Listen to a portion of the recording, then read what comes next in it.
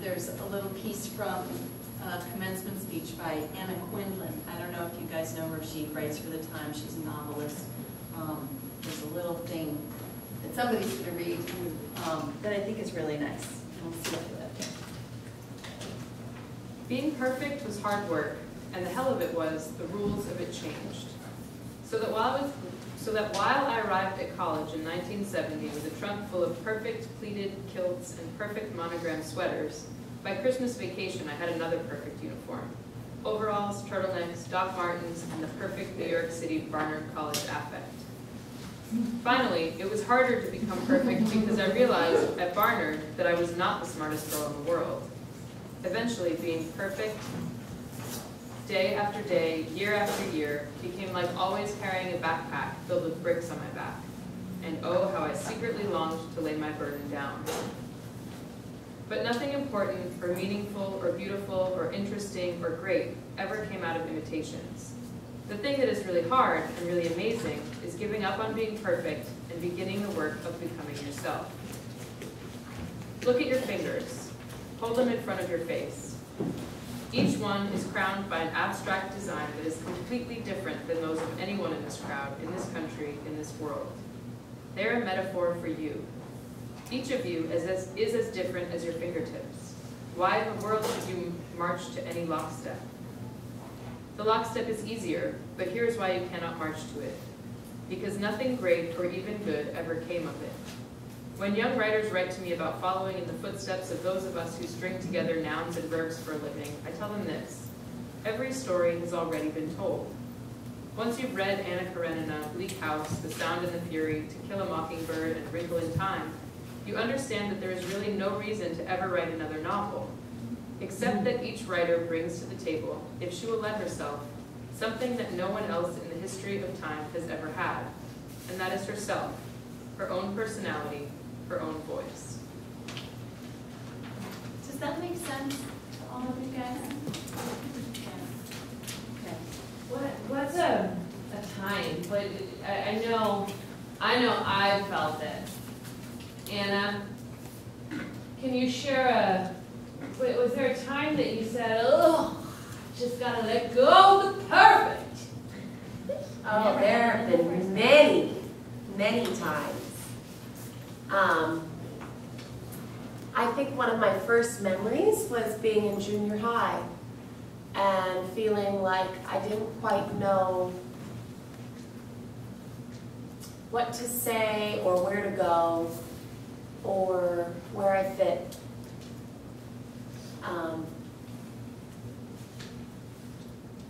Yeah, I think it's the challenge of being human.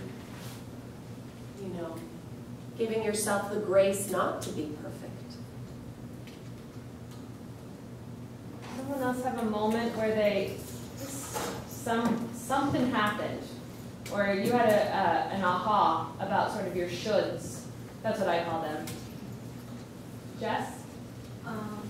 Well, I joined the new acting group last year, and I didn't know anybody, so I'm just like, okay, I have to act like I'm really cool, like I know what I'm doing, I have to act perfect.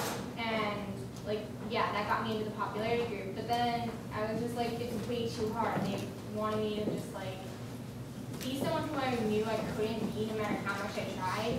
And then this new girl joined, and they didn't want to be friends with her because she was perfect. And I'm just like, if perfect means like leaving people out and trying to be someone you're not, I need to let go of that. And I let go of that and hung out with a new girl. I made great friends, and what ended up being perfect isn't perfect. No one's perfect. No one can ever be perfect. Perfect is being who you are and finding yourself. And once you believe that, you can go anywhere and you can do anything. And I had a great time and it's my best.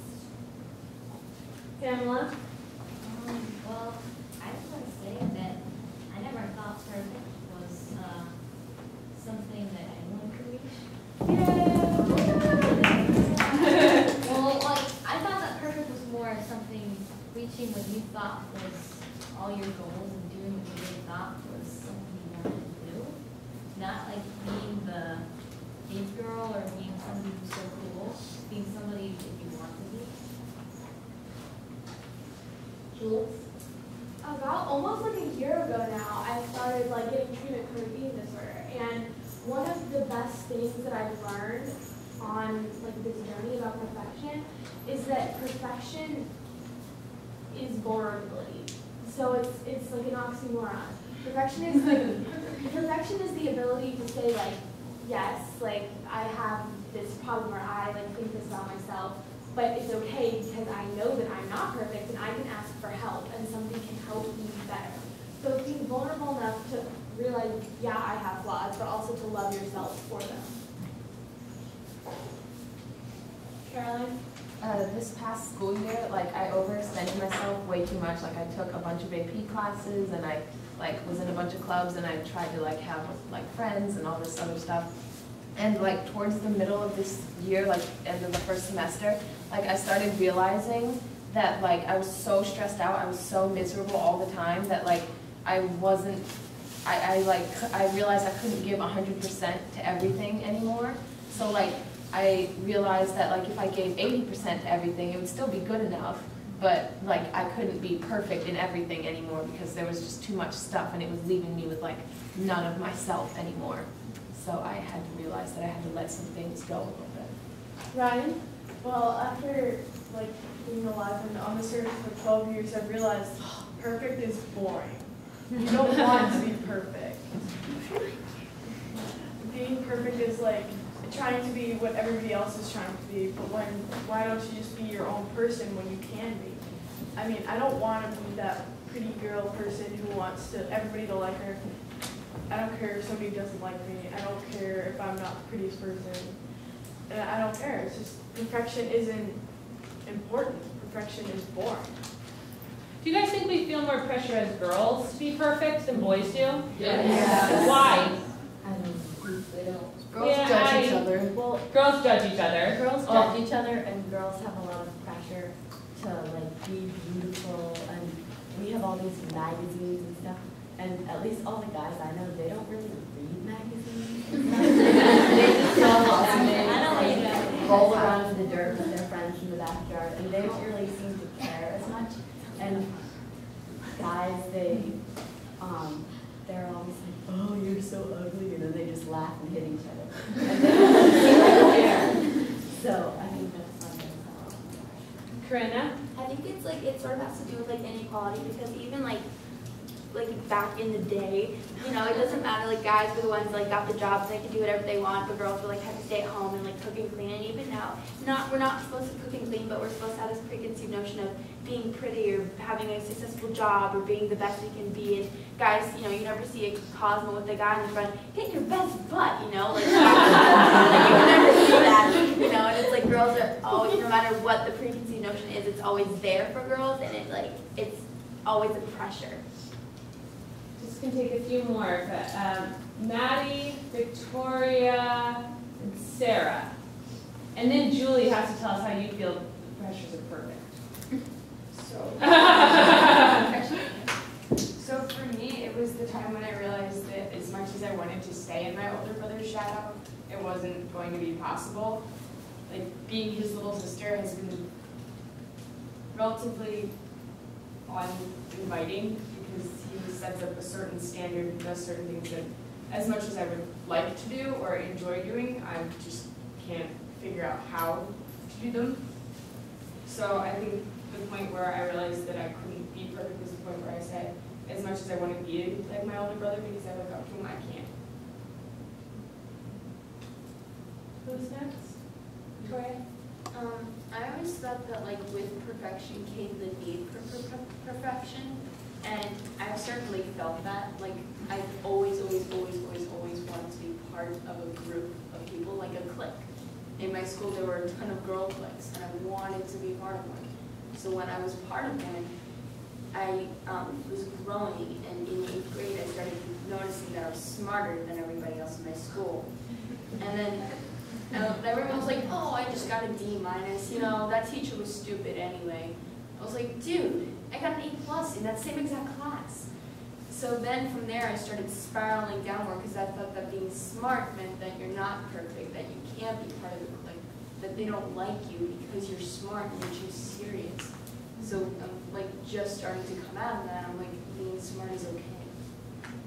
You don't have to be perfect in a sense. Sarah, one of the women I like portrayed in the media, all those magazine covers, they just take Photoshop and they like shrink the people. Like they do all this stuff. Those people on magazine covers, they aren't real people. I mean, they started with a real person and they like blobbed makeup all over their face and shrunk them. And I don't think there's really anything perfect in the world. There's no real utopia or perfect person. I mean, people get really, they try to get closer and closer to perfection. And the closer they get, the more need they feel to be perfect. There's no real perfect. So I know we have a lot to say about this, and we might be able to talk more to it, but I'm wondering, Julie, did you, because you're working with film, and you're in this editing process where you're refining stories, did you ever find yourself in a place where perfection became the goal?